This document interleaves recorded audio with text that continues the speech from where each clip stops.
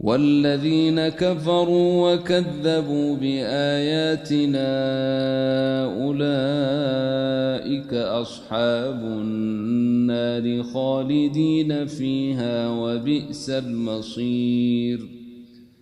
ما أصاب من مصيبة إلا بإذن الله، ومن يؤمن بالله يهد قلبه، والله بكل شيء عليم.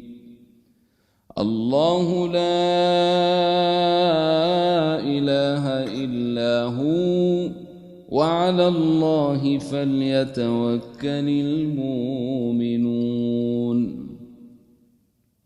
وأطيعوا الله وأطيعوا الرسول، فإن توليتم فإنما على رسولنا البلاغ المبين. الله لا إله إلا هو، وعلى الله فليتوكل المؤمنون.